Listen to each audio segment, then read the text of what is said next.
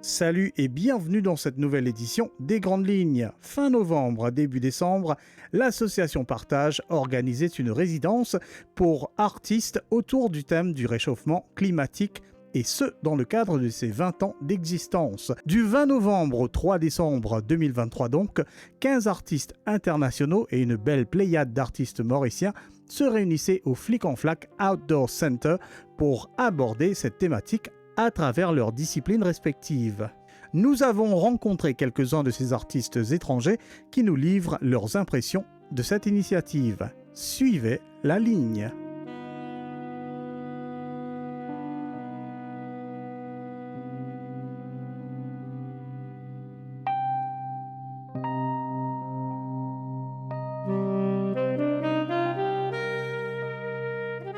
Cause-moi de sa résidence-là, qui c'est l'objectif et qui va dans différents pays qui les finit toucher en fait. Cette année-ci, Partage peut célébrer ses 20 ans d'existence. Alors pour nous, meilleure façon pour célébrer ces 20 ans-là, c'est avec l'art. Alors nous organisons un atelier international que nous invitons des artistes de différents pays. Alors nous avons des artistes qui sont sortis de 15 différents pays. Nous avons comme de l'Amérique, de la Hollande, de l'Islande, de Népal, de l'Afrique du Sud, et puis des pays voisins comme Madagascar, Seychelles, La Réunion. Et puis aussi nous avons un artiste mauricien qui peut participer.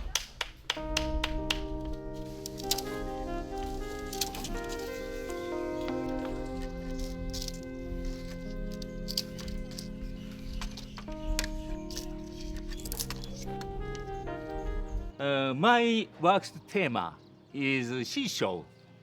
Japanese language, nagisa. That's meaning is two. One is only seashore, but that's everything grow up and death and rolling to the seashore. Like alive and death, that bothering. Here only one school lecture, but my works is sightseeing type. Okay. So we go inside. Yes. Up area 3 meter up, and inner works through and go to seashore, and that I think tire rolling to seashore. Okay. That's time. You walk on the tires. Yeah.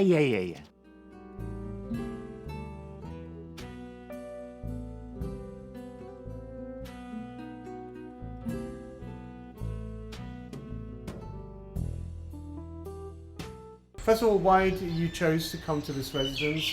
Do you know Mauritius? Is it the first time being in Mauritius, or do you like to? It's the second time I've been here. The first time I came on holiday a few years ago. But I'm part of a triangle network that Krishna is also part of. So I've been running these workshops in Cape Town for the last 3 decades and also in Johannesburg. And it's really good for me every 10 years to join in a workshop because it has an enormous impact on my work, meeting people from different countries and also going to a new place. What is the importance of residences? Why should artists, go through that displacement of seeing, going to new places, meeting new people, and also creating very often out of the comfort of their known, their so known it's out environment. of your comfort zone. You know, the workshops actually started when I was a student in Johannesburg, and I was obviously a child of apartheid. So we weren't allowed to work together at all, which I think people find really difficult to understand.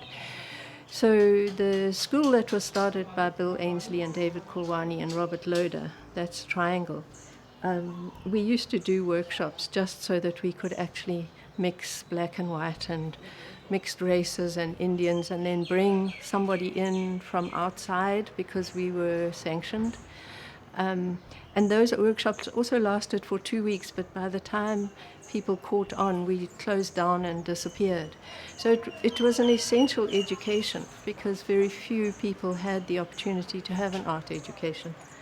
And meeting people from other countries, let alone other races, there was a lot of exchange of skills and information. And that's the root of these workshops. And so Krishna obviously came to one of those and caught the bug. You've been here for a couple of days, I think. I can see in your hand there's one object that you've been working on earlier. Tell me about this object. How will you transform it into a piece? What potential did you see in it, and how did you set about transforming it? I was actually just wanting to draw. I've been working under the trees over there and actually doing an in situ weaving. It was about the sound of the sea and the sound of the leaves. So that'll be at the exhibition. And then these pieces were lying around me. So this was a piece of charcoal that I started drawing with. And then I started carving it. And it's part of what I do is look for change. So like when the sheep leave their wool on the fence, then I gather the wool. So that's a dead thing. And you gather the wool and then spin it and weave it. So you transforming it, a dead material, into something useful or alive again, which these workshops do. You know, you feel flat and tired and where shall I go, what should I do? And you suddenly think, that's what Krishna did, or that's what so-and-so did in a workshop. Other piece that you're working on, which is, it looks like a tapestry. I work a lot with music, so there's some sort of music about it, but actually it comes from visiting the post office. And I really loved that little post office in Fleck-en-Fleck, and I love the bus stops. So I've been picking up all sorts of things just wandering around town. But this is going to be your blue stamp, and this is going to be your orange stamp. Obviously not literal, but the frame is saying, come to the window. And so I'm kind of inviting Mauritians to look at their own stamp. I'll deliberately leave the portrait of the Queen out, so there's more sense of self-reflection.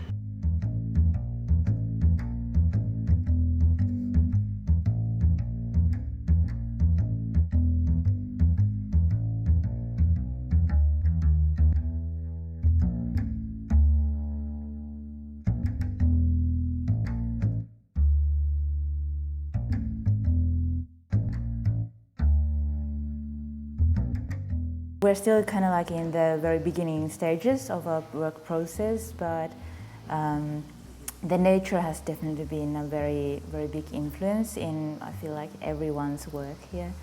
I always use nature as a part of my work, so it was very instinctual for me to go that route. And since it's a very large part of both Mauritian and Finnish culture as well, I feel like that it was a very natural stage for me. Are these oil pastels or? Yes, these are oil pastels that I'm using. I'm an animator, so this work will consist of 2,000 hand-drawn oil pastel works.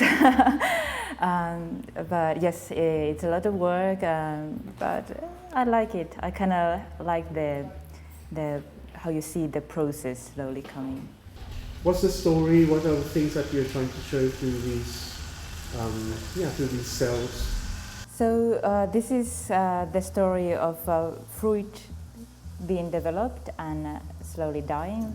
Basically, the lifetime of a fruit, and I feel that it kind of invites the viewer to kind of stop for a bit and contemplate how their time, humans' time, works in reference to other beings such as fruits, for example.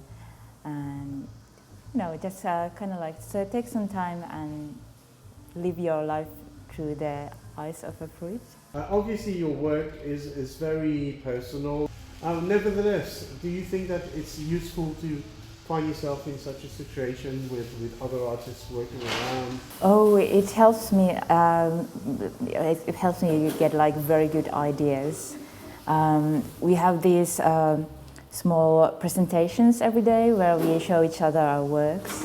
So those have been very resourceful, especially for me because I'm still quite young and still like starting my artistic career. So it's very, I'm very just glad to be able to share this experience with a lot of like elder generations of artists from around the world, and yeah, it's such a privilege for me to learn from them at the same time.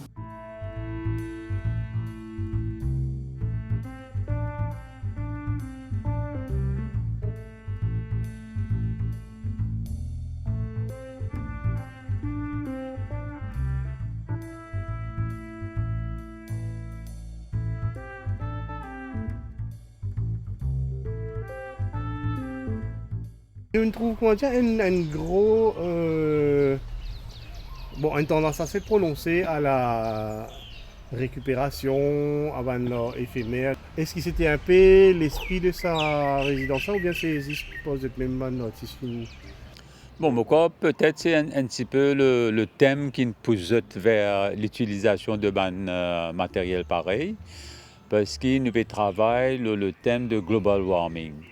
Mais seulement pour nous, moi, comme je finis avec le concept-là, global warming, il n'est pas seulement associé à l'environnement, il est beaucoup plus large, il est associé à tout réchauffement qui nous a l'eau, nous planète aujourd'hui, avec des conflits, la guerre, tout les problèmes sociaux qui est là, et aussi, bien sûr, le problème qui nous a avec vrai réchauffement climatique, côté d'un dérèglement du climat, côté de la nature en jeu. Alors, c'est ce thème-là qui amène mon artiste servir un objet de récupération pour montrer qu'il y a un problème de surconsommation. Après ça, qu'il y a un gros problème de matérialisme. Après ça, créer un travail pour faire des gens réfléchir l'eau, une façon comment nous sommes capables de faire nos planètes une planète beaucoup plus vivable. Qu'on peut avoir plus d'égalité, qu'on peut avoir plus d'inclusivité, qu'on a plus beaucoup partage entre l'homme et la nature. Ce n'est pas un travail qui a un côté esthétique, ça veut dire qu'il pas juste la beauté, etc. Mais c'est un travail qui peut beaucoup plus à la réflexion. Ça veut dire que c'est un travail qui peut faire réfléchir au-delà de ce que vous trouvez dans mon travail. Et c'est un peu la raison pour cela qui nous servait beaucoup d'un objet qui détournait en objet d'art.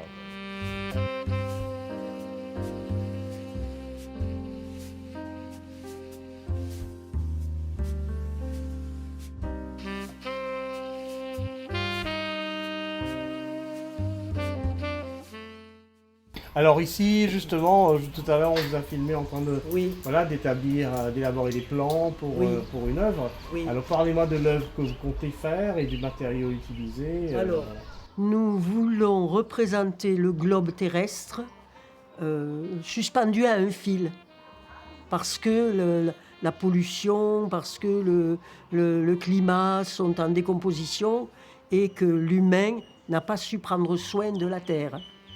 Et donc notre monde est suspendu à un fil, il est très fragile et nous allons utiliser le bambou comme matériau et des matériaux de récupération, du fil, de la laine, des matériaux pauvres.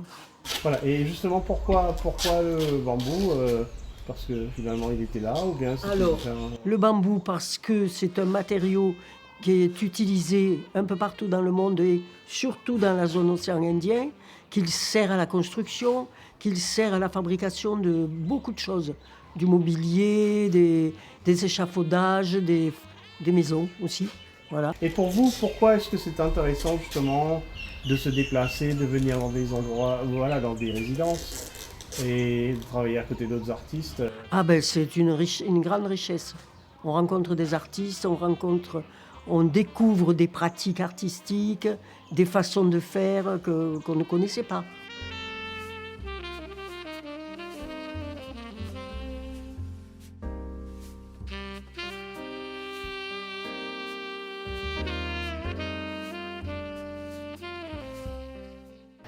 So it's not weaving, it's braiding, and I've been working in the working for the sensational human artificial world that we live in now.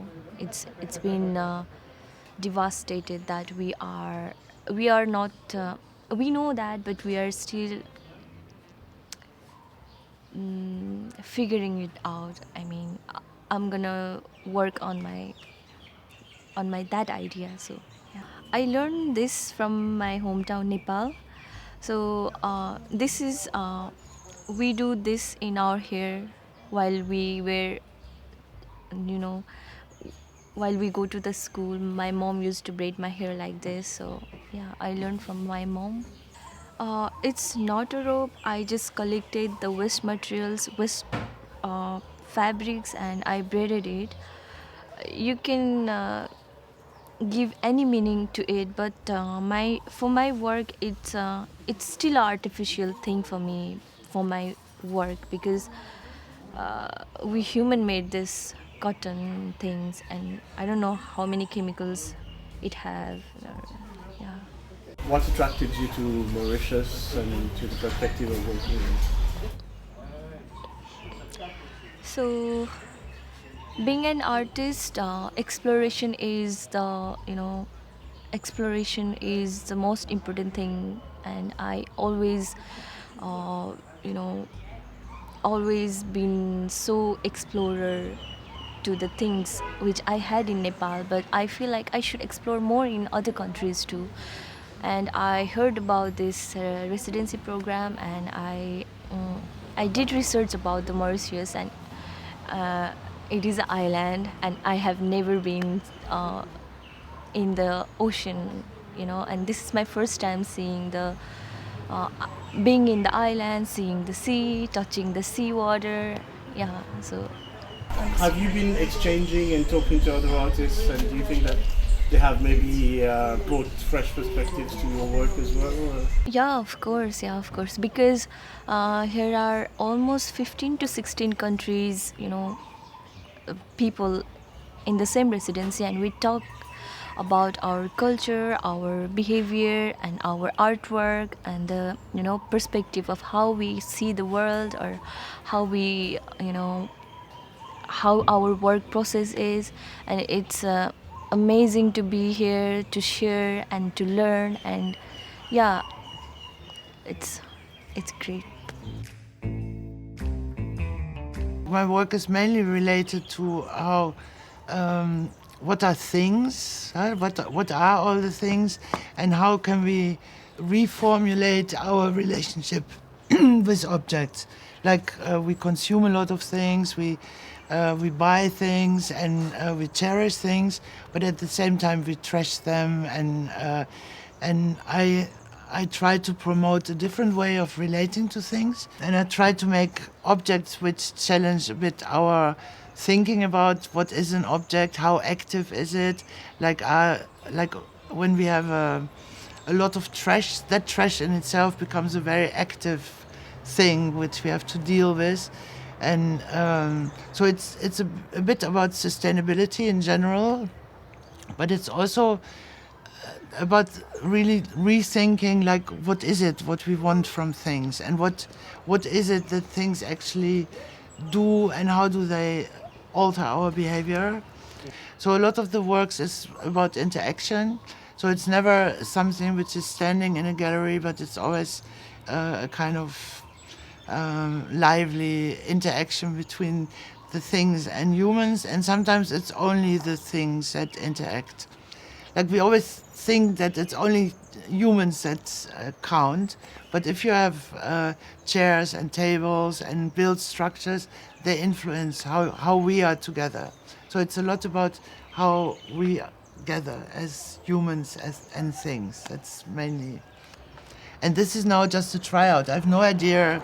I think I want to do something with technology. It looks a bit like technology, but it's not. And I think when it's in the water, it can, like, if there are some hands here, they will grab it with the waves. So I just try to find how that's going to work in the water. And I think it's absolutely fantastic. I mean, it's the best thing in the world to meet other artists this way and to really have a process together, because you have a lot of events where artists come and show the results together, but to produce together is a completely different thing. And then with such a fantastic group, it really makes sense. And I think it's also really important for the art students and young people to see different stuff, because you need it. I mean, a country without culture, without exchange is not interesting. So that's all we have is our culture, no? Yeah. And we do a little bit more than just watching TV and consuming things. So it's really important that we are also able to become active and do something and do silly stuff, because only when you dare to do stupid things, you get a step further into a kind of unknown, because we don't know what you are going to do. So I think for me it's really important to not know beforehand. Yeah. 20 ans d'existence de l'association Partage donc, célébrée en toute beauté en réunissant des artistes du monde. Une expérience qui aura certainement enrichi émotionnellement les participants tout en créant sa petite effervescence dans notre paysage culturel. Les grandes lignes, c'est la dernière pour cette année 2023. En vous souhaitant tout le meilleur pour 2024, vivez large, en émotion et en couleur, et restez en ligne.